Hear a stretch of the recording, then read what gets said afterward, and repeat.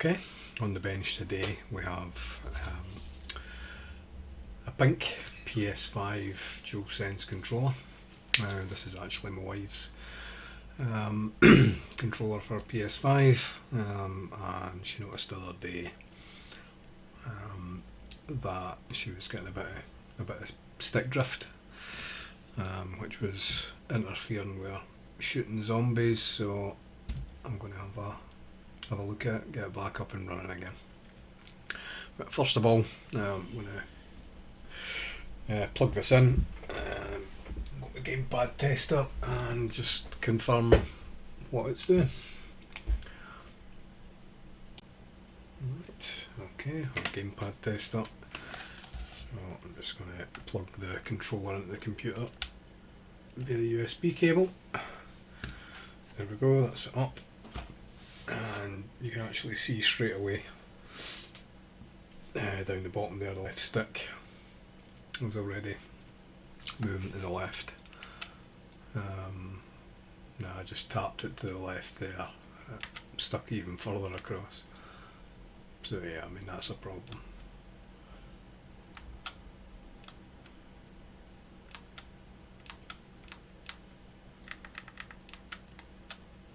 Now the right stick, yeah, nothing wrong with that at all. Left one, goosed. I'm just going to quickly try these buttons while I have this open. Make sure that's the only issue.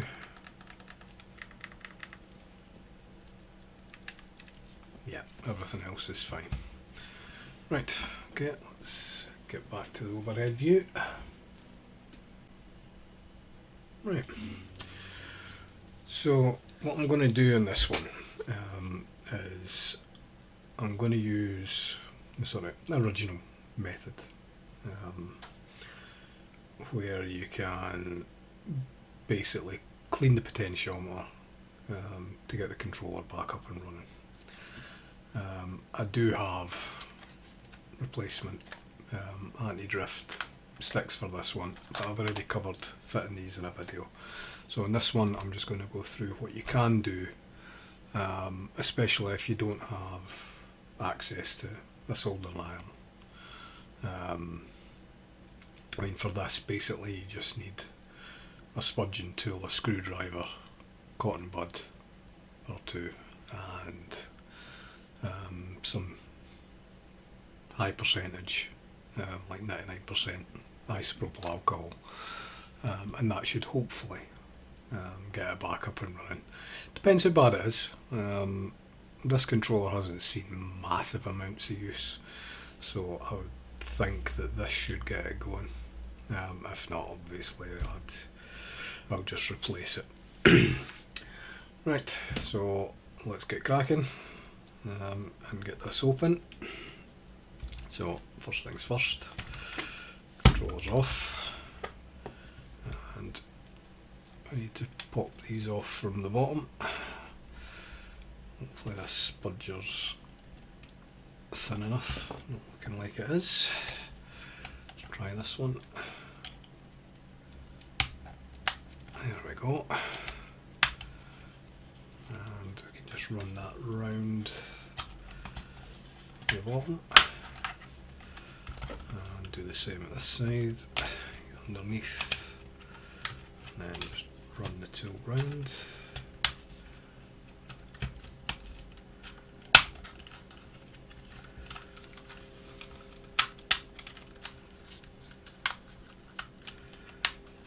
And I'll just pop that off, set it to the side. Now that reveals two Phillips screws there, and the other ones sit underneath here, so I just need to pop these buttons off.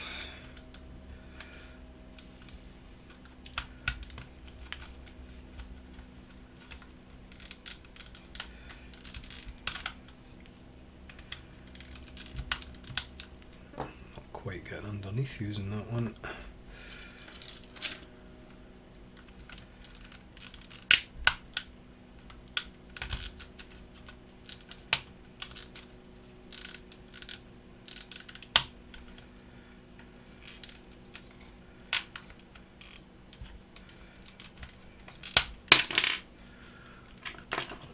time.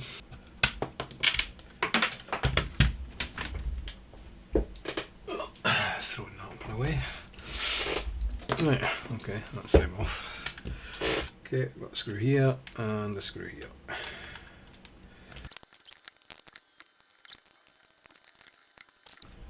So the next step is basically to take the top shell and separate it from the bottom.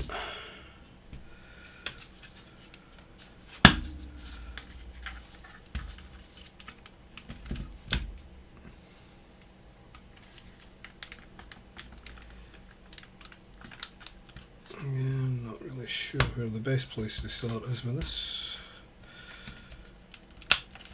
I guess the bottom's as good a place as any. And just work round the clips.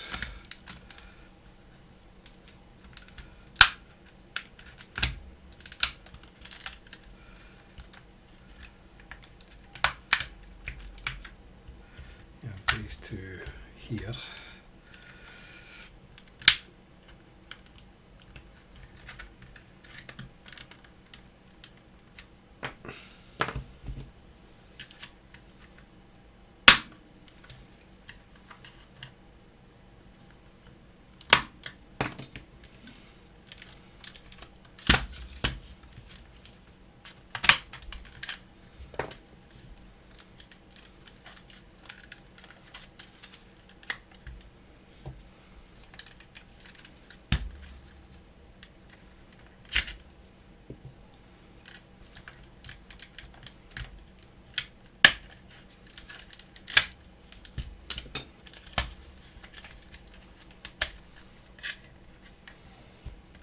Just this last bit up here.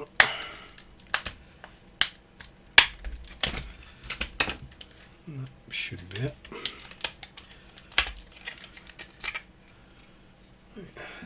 Finally. Right, now that we're inside, take the battery out and disconnect it from the board. Just give that grip out the top, quick jiggle, and it should come free. Now there's a screw here, holds in the compartment that the battery sits in. So I'll get this out of the way. There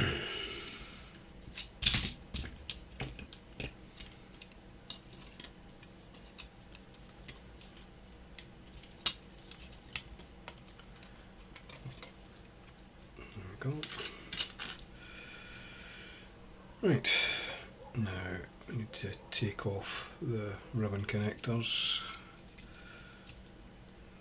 One's at the side here, either side.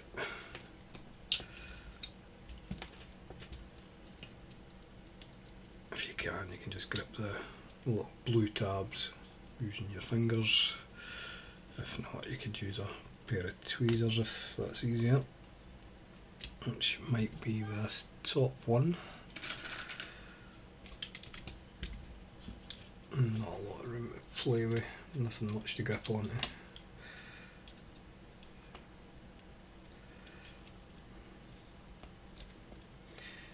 And these tweezers just only going to cut it.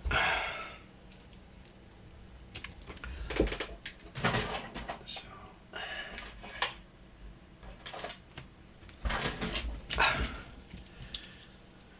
small pair of pliers, anything just to grip the end of the blue section and slide it out. Right.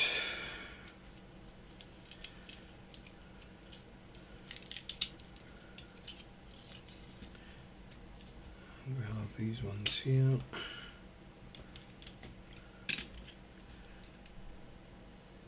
Again, they just pop out. Take this off and move it to the side just now. Remember, that's got to go back in. normally if I was going to be working on the board that involved desoldering the thumbsticks, then I would remove or desolder these wires, but we should be able to work in place. So I'm going to pop these caps off. Now obviously the one that we need to work on is the left stick, but it's reversed. So this is the stick we need to work on here. On the right as I'll look at it now. Right. Okay, so a little second. Right, just quickly grabbing my glasses there. I'm going to need them to see this. Now, what you're wanting to do is just pop these off like that, and then bend it back, but don't go too far. Maybe about yay much.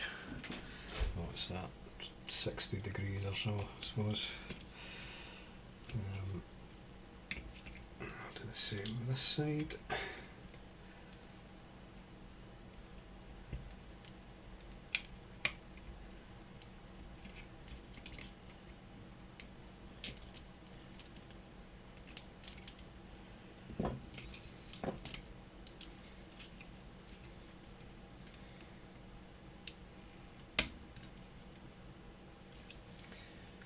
Yep, so that's about right.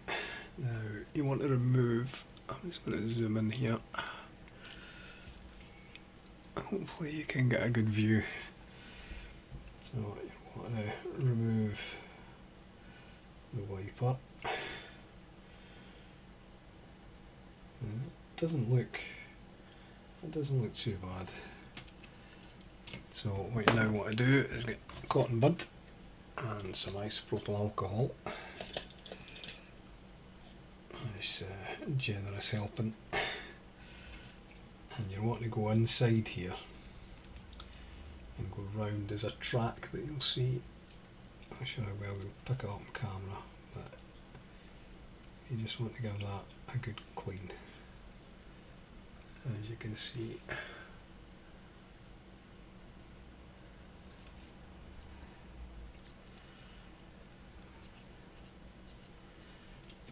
and if you can do the same on here, just hold it down. Oh, I'm out of shot here. I'll second move this. So same again, isopropyl. If you just hold it down this end with the tweezers, and then just go over the wiper, the cotton bud and the iso.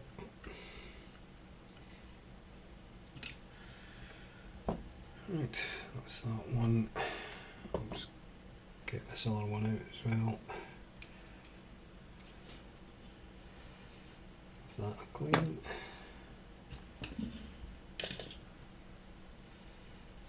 Obviously you can hold it down with your finger because it's the top part that you're cleaning here.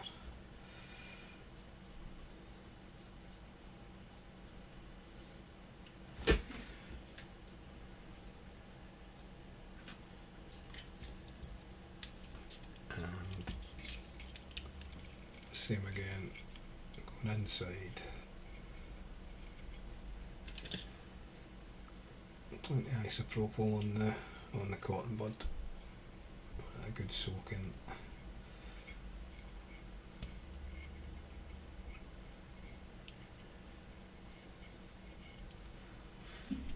Right.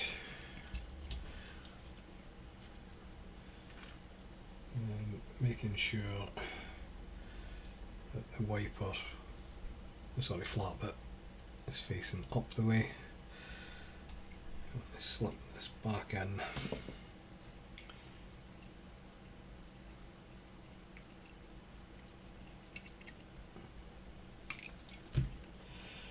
Not drop it.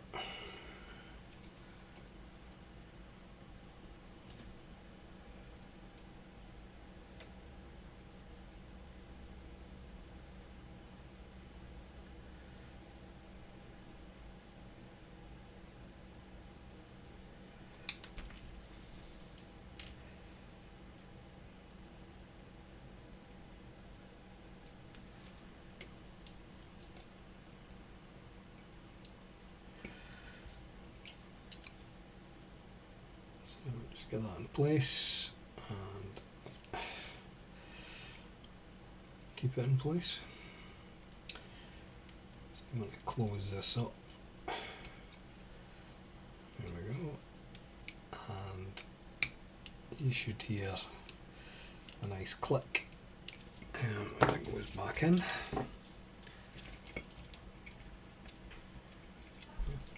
sure that's lined up. That's that. I'm not sure if you heard the click or not there. And same again for this side.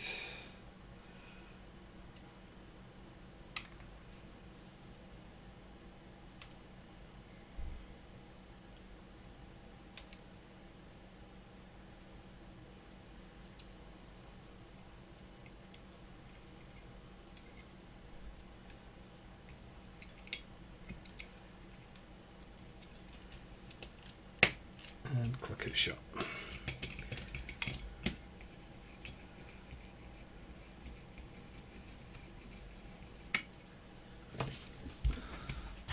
I'm going to just give a quick scoosh electrical clean up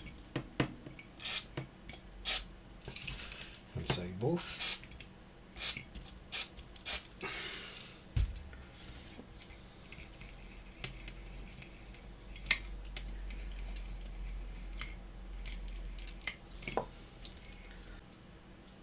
Okay, let's make a start getting this thing pieced back together for testing. I'm going to give these little thumbsticks a quick clean over before I put them back in. Right, so pop these back on.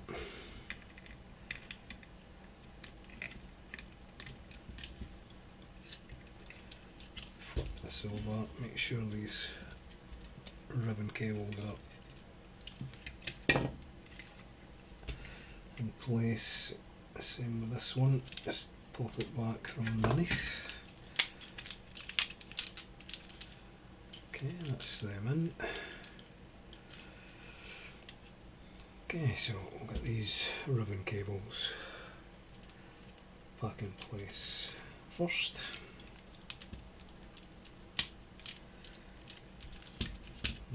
Straightforward enough.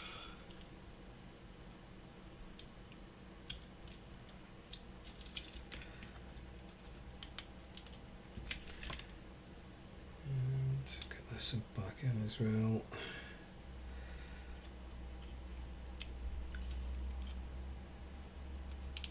And the battery tray on here, and this sits in that little groove there.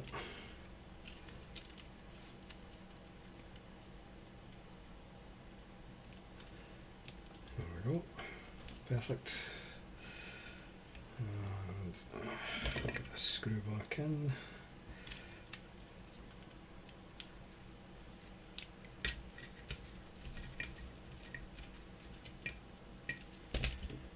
And the battery. Put it in there.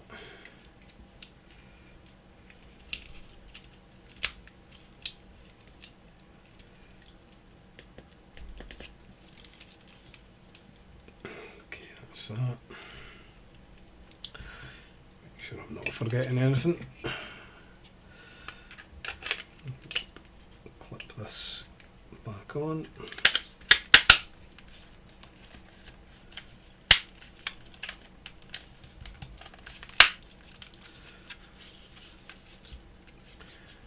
And look at these screws in.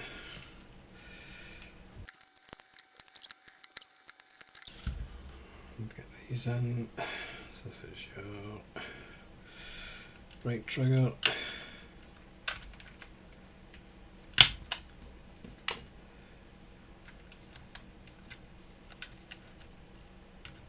Right trigger. Your R1. That's your right bumper. That should have been. And pop this back on.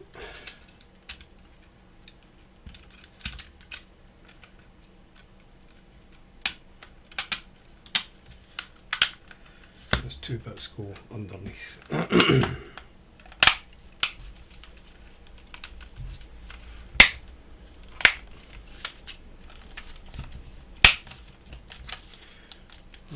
that's it, back together for testing. So I'll get this hooked up and hopefully that's that. Right, that's us on gamepad tester. Let's plug this in. Right, well, as we can see, the left is now, the left stick's now central. Let's see what happens when we move it around. Do the right one as well while we're here.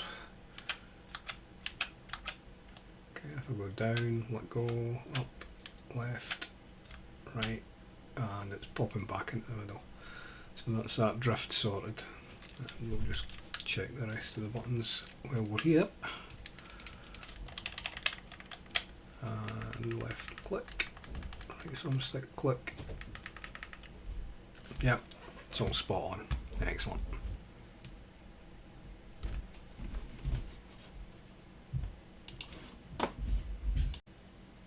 Right, so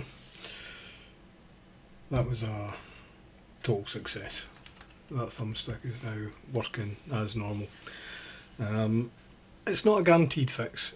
For a very heavily worn and used controller, there is a chance that a cleaning won't quite get it there, and in that case you would really have to replace you don't have to replace the full stick. You can actually buy the potentiometers, the bits that clip on the side. That way you're only having to desolder 3 points to remove and replace each one, rather than taking the whole stick out. That's also an option, but to be honest with you, you're better replacing with a newer type. They're far better, and you're not going to get stick drift because they don't work the same way. They do need calibrated, which you'll see in the other video that I did on a friend's son's controller. I'll put a link in one of the corners, if I know how, to that video if you want to watch how to replace them completely. Right, if you liked this video, please give it a thumbs up. If you want to see more like it, then please do subscribe to the channel. And if you click the bell notification icon, you'll be notified anytime that I upload new content. Thanks for watching. Cheers.